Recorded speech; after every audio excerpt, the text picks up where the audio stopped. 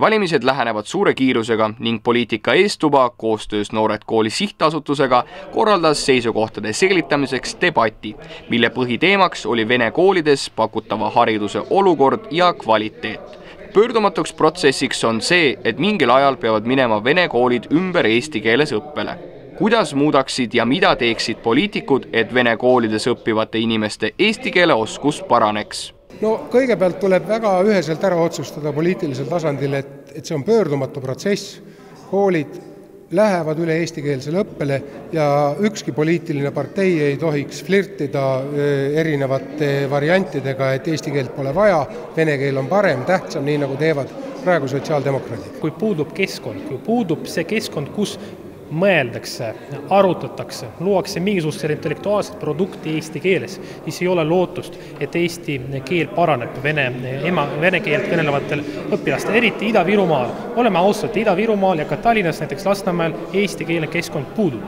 Seda pere ka ei saa pakkuda. Kui riik ei paku eestikeelset keelekeskkonda koolis, siis järelikult väljapääsu ei ole. Kohalike omavalitsuste ja riigi vahel on suured erimeelsused selle üle, et vene koolides õppekeel oleks eesti keel. Kas parim lahendus on 60-40 õppemudel ning mida arvavad sellest variandist poliitikud? Tuleb tunnistada, et kui me siis annuleerime 60% eestikeelset õpet gümnaasiumites, siis esiteks langeb motivatsioon väga kiiresti eestikeelset õpet arendada. Peame tunnistama seda, et konflikt kohaliku omavalitsuse ja riigi vahel on terav, on surve, et gümnaasiumis ei oleks eestikeelset õpet, Narvas, Tallinnas näiteks.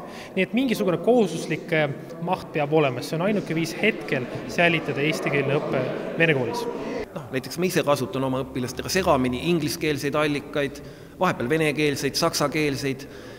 Et seal on see 60-40 muideks väga raskesti mõõdetav, praktiliselt võimatu on seda mõõta. Mina jätaks sellel teemal direktoritele teatava vabaduse.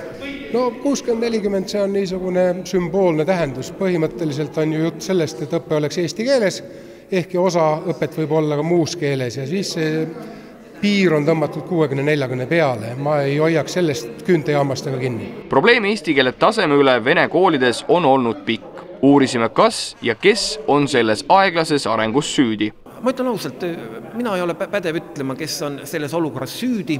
Lihtsalt seda olukorda peaks ausalt kaardistama ja mõtlema, et mis meetmete abil saaks seda paremaks teha. Esiteks peab tunnistama, et me ei ole järginud näiteks Läti kogemust, kui nemad tegid oma üleminekut 2004 see algas, siis nad lihtsalt tegid massilisi kursuseid kõikidele õpetajatele, nad said kõik kvaliteetsed ja tasuta keeleõpet koos metoodilise õppega. Koolipidajal.